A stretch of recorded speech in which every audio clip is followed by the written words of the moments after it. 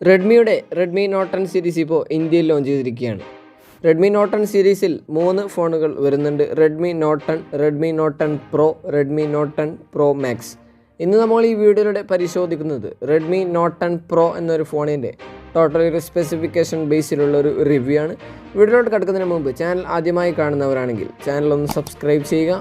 തൊട്ടടുത്ത് കാണുന്ന ബെല്ലൈക്കൺ കൂടി ഒന്ന് എനേബിൾ ചെയ്ത് വെക്കുക. നേരെ വീഡിയോയിലോട്ട്.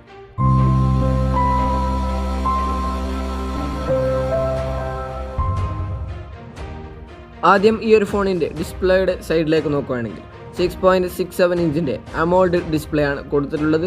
120 ഹെർട്സിൻ്റെ റിഫ്രഷ് റേറ്റും കൂടി ഇതിൽ സപ്പോർട്ട് ചെയ്യുന്നുണ്ട്. അപ്പോൾ ഇതൊരു നല്ലൊരു കാര്യം തന്നെയാണ്. കാരണം ഈ ഒരു പ്രൈസ് റേഞ്ചിൽ ഇതുവരെ ഇറക്കിയിട്ടുള്ളത് ഒന്നെങ്കിൽ LCD ഡിസ്പ്ലേ വിത്ത് റിഫ്രഷ് റേറ്റ് ആണ്, അല്ലെങ്കിൽ super AMOLED display with normal refresh rate ആണ്. പക്ഷേ ഇതിലങ്ങനെയല്ല. ഇതിലാദ്യമായിട്ടാണ് അമോൾഡ് ഡിസ്പ്ലേയുടെ കൂടെ ഒരു റിഫ്രഷ് റേറ്റും കൂടി സപ്പോർട്ട് കൊടുക്കുന്നത്. അതൊരു നല്ലൊരു കാര്യം തന്നെയാണ്. ഒരു ബെറ്റർ എക്സ്പീരിയൻസ് ഈ ഒരു സ്പെസിഫിക്കേഷനിൽ നിന്നും നമുക്ക് ലഭിക്കുന്നതാണ്. 450 നിറ്റ്സിൻ്റെ ടൈപ്പ് ബ്രൈറ്റ്നസ്സും 1200 നിറ്റ്സിൻ്റെ പീക്ക് ബ്രൈറ്റ്നസ്സും ഇതിൽ കൊടുത്തിട്ടുണ്ട്. അപ്പോൾ ഒരു മികച്ചൊരു ബ്രൈറ്റ് ആയിട്ടുള്ള ഒരു ഡിസ്പ്ലേയും ഒരു അമോൾഡ് ഡിസ്പ്ലേ ആയതുകൊണ്ട് തന്നെ ഈ ഒരു ബ്രൈറ്റ്നസ്സും വെച്ച് നോക്കുമ്പോൾ ഒരു മികച്ചൊരു ഡിസ്പ്ലേ തന്നെയാണ്. ഡിസ്പ്ലേയുടെ ഭാഗത്ത് യാതൊരുവിധ ഇഷ്യൂസും ഇല്ല. അതൊരു പവർഫുള്ളായ ഒരു ഡിസ്പ്ലേ വേണമെങ്കിൽ ഇതിനെ പറയാവുന്നതാണ്. 20:9 എന്ന ആസ്പെക്ട് റേഷ്യോയിലാണ് ഈ ഫോൺ വരുന്നത്. 395 പിക്സൽ പെർ ഇഞ്ചിൻ്റെ ഡെൻസിറ്റിയും ബോഡിക്ക് കൊടുത്തിട്ടുണ്ട്. കോണിംഗ് ഗൊറില്ല ഗ്ലാസ് 5ൻ്റെ പ്രൊട്ടക്ഷൻ ഉണ്ട്. ഏകദേശം 193 ഗ്രാം വെയിറ്റോട് കൂടി 8.1 mm തിക്നെസ്സോട് കൂടിയാണ് ഈ ഫോൺ വരുന്നത്. IP53 ഡസ്റ്റ് ആൻഡ് സ്പ്ലാഷ് പ്രൊട്ടക്ഷനും കൂടി ഈ ഫോണിന് കൊടുത്തിട്ടുണ്ട്. അപ്പോൾ ഒരു മികച്ച ഒരു പെർഫോമൻസും പ്രൊട്ടക്ഷനും ഒരു ബ്രൈറ്റ് ആയിട്ടുള്ള ഒരു അമോൾഡ് ഡിസ്പ്ലേയും മറ്റ് കാര്യങ്ങളൊക്കെയാണ് ഇതിൻ്റെ ഡിസ്പ്ലേ ഭാഗത്തുള്ള ഒരു ഫ്യൂച്ചറിൽ കൊടുത്തിട്ടുള്ളത്. ഡിസൈനിൻ്റെ സൈഡിലേക്ക് നോക്കുകയാണെങ്കിലും ഒരു മികച്ച ഒരു നല്ലൊരു സാംസങ്ങിൻ്റെ S21 സീരീസിലൊക്കെ പോലെയുള്ള ബോഡിയും അതിൻ്റെ മെറ്റീരിയലുമാണ് ഇതിൽ കൊടുത്തിട്ടുള്ളത്. ഓവറോൾ നോക്കുമ്പോൾ ഒരു മികച്ച ഒരു ഡിസ്പ്ലേ തന്നെയാണ്. യാതൊരുവിധ ഇഷ്യൂസും ഇല്ല. അതൊരു പവർഫുള്ളായിട്ടുള്ള ഒരു സ്പെസിഫിക്കേഷൻ ബേസിൽ തന്നെയാണ് ഡിസ്പ്ലേയുടെ ഭാഗത്ത് കൊടുത്തിട്ടുള്ളത്. ഇനി ഇതിൻ്റെ പെർഫോമൻസിൻ്റെ സൈഡിലേക്ക് നോക്കുകയാണെങ്കിൽ കോൾകോം സ്നാപ്ഡ്രാഗണിൻ്റെ 732G എന്നൊരു പ്രോസസ്സറാണ്, ഒക്ടാകോർ പ്രോസസ്സറാണ് കൊടുത്തിട്ടുള്ളത്. ഇത് സാധാരണ നമ്മൾ പോക്കോ X3 കണ്ടതുപോലെയുള്ള അതേ ഒരു തരം പ്രോസസ്സർ തന്നെയാണ് ഇതിൽ കൊടുത്തിട്ടുള്ളത്. അഡ്രിനോ 618 ആണ് ഇതിൻ്റെ GPU വരുന്നത്. ആൻഡ്രോയിഡ് 11 അധിഷ്ഠിതമായി ഷവോമിയുടെ സ്വന്തം യൂസർ ഇൻ്റർഫേസായ MIUI 12 ഇത് പ്രവർത്തിക്കുന്നത്.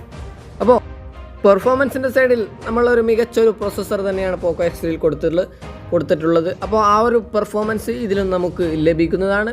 വേറൊരു പ്രശ്നവും ഇതിലില്ല. പക്ഷേ ഒരു ചോദ്യം ഇവിടെ വരുന്നുണ്ട്. ഈ ഒരു പ്രൈസ് റേഞ്ചിൽ ഈ ഒരു സമയത്ത് ഇറക്കുമ്പോൾ ഇതിലെന്ത് കാരണത്താലാണ് 5G കൊടുക്കാത്തത് എന്നാണ് പല ചോദ്യങ്ങളും വരാറുള്ളത്. അപ്പോൾ ഈ ഒരു 5G ചിപ്സെറ്റും 5G സപ്പോർട്ടൊക്കെ കൊടുക്കാത്തതിൽ വലിയൊരു കാര്യമൊന്നുമില്ല. അത് യൂസറിനെ ഡിപ്പെൻഡ് ചെയ്തിട്ടാണ് 5G നമുക്ക് ആവശ്യമായി വരിക. ചിലവരൊക്കെ പെട്ടെന്ന് ഫോണുകൾ മാറ്റുന്നവരായിരിക്കാം. പക്ഷേ ചിലവർ ഒരു 3-4 വർഷമൊക്കെ ഒരു ഫോൺ തന്നെ യൂസ് ചെയ്യുന്ന ആൾക്ക് ചിലപ്പോൾ 5G ഇതിൽ ബുദ്ധിമുട്ടായിട്ട് വരാം. ബാക്കിയൊന്നും അങ്ങനെ പ്രശ്നമില്ല. നല്ലൊരു മികച്ച ഒരു പ്രോസസ്സറും പെർഫോമൻസ് തന്നെയാണ് ഈ ഒരു പ്രോസസ്സറിൽ നിന്നും നമുക്ക് ലഭിക്കുന്നത്. ഇനി ഇതിൻ്റെ ക്യാമറയുടെ സൈഡിലേക്ക് വന്നാൽ 108 മെഗാ പിക്സലിൻ്റെ ഒരു ക്വാഡ് ക്യാമറ സെറ്റപ്പാണ് കൊടുത്തിട്ടുള്ളത്. 108 മെഗാ പിക്സൽ f1.9 വരുന്ന ഒരു വൈഡ് ആംഗിളും 8 മെഗാ പിക്സലിൻ്റെ ഒരു അൾട്രാ വൈഡും 5 മെഗാ പിക്സലിൻ്റെ ഒരു മാക്രോ ലെൻസും 2 മെഗാ പിക്സലിൻ്റെ ഒരു ഡെപ്ത് സെൻസറുമാണ് കൊടുത്തിട്ടുള്ളത്. അതിലും നമുക്ക് 4Kയിൽ 30 ഫ്രെയിം പെർ സെക്കൻഡിൽ വരെ വീഡിയോ ഷൂട്ട് ചെയ്യാനും പറ്റുന്നതാണ്. ഇനി ഇതിൻ്റെ സെൽഫി ക്യാമറയിലേക്ക് വന്നാൽ 16 മെഗാ പിക്സലിൻ്റെ ഒരു വൈഡ് ആംഗിളാണ് ഇതിൽ കൊടുത്തിട്ടുള്ളത്. അതിൽ നമുക്ക് 1080p റെസൊല്യൂഷനിൽ 30 ഫ്രെയിം പെർ സെക്കൻഡിൽ വരെ വീഡിയോ ഷൂട്ട് ചെയ്യാനും പറ്റുന്നതാണ്. അപ്പോൾ ക്യാമറ നമ്മൾ ഈ ഒരു പ്രൈസ് റേഞ്ചിൽ കണ്ടതിനെയൊക്കെ അപേക്ഷിച്ച് 108 മെഗാ പിക്സലിൻ്റെ ഒരു റിയർ വൈഡ് ക്യാമറ കൊടുത്തിട്ടുണ്ട്. അതൊരു നല്ലൊരു കാര്യമാണ്. അപ്പോൾ ക്യാമറയുടെ ഭാഗത്തും സഫീഷ്യൻ്റ് ആണ്. ഒരു നല്ലൊരു ക്യാമറ സെറ്റപ്പ് തന്നെയാണ് ഇതിലും കൊടുത്തിട്ടുള്ളത്. ഇനി ഇതിൻ്റെ ബാറ്ററിയുടെ സൈഡിലേക്ക് വന്നാൽ 5020 mAh ഒരു ബാറ്ററിയാണ് കൊടുത്തിട്ടുള്ളത്. 33 വാട്ടിൻ്റെ ഫാസ്റ്റ് ചാർജിങ്ങും കൊടുത്തിട്ടുണ്ട്. അപ്പോൾ ബാറ്ററിയുടെ ഭാഗത്ത് അങ്ങനെ ഒന്നും ചെക്ക് ചെയ്യാനൊന്നുമില്ല. ഒരു മികച്ചൊരു ബാറ്ററി തന്നെയാണ് ഈ ഒരു ഫോണിൽ കൊടുത്തിട്ടുള്ളത്. ഇത് നമുക്ക് 3 കളർ വേരിയൻറ്റിലാണ് ലഭിക്കുന്നത്. ഓണക്സ്, ഗ്രേ, ഗ്ലാസിയർ ബ്ലൂ, ഗ്രേഡിയൻറ്റ് ബ്രോൺസ് എന്നീ 3 കളർ വേരിയൻറ്റിലാണ് ഇത് ലഭിക്കുന്നത്. ഇത് നമുക്ക് 3 സ്റ്റോറേജ് വേരിയൻറ്റിൽ ലഭിക്കുന്നുണ്ട്. 6GB 64GB, 6GB 128GB, 8GB 128GB എന്നീ 3 വേരിയൻറ്റിലാണ് ലഭിക്കുന്നത്. UFS 2.2 സ്റ്റോറേജ് ടൈപ്പിൽ ഡെഡിക്കേറ്റഡ് സിം കാർഡ് സ്ലോട്ടും ഇതിൽ സപ്പോർട്ട് ചെയ്യുന്നുണ്ട്. അതൊരു നല്ലൊരു കാര്യം തന്നെയാണ്. സ്റ്റോറേജിൻ്റെ ഭാഗത്തും നമ്മൾ സഫീഷ്യൻ്റ് ആണ്.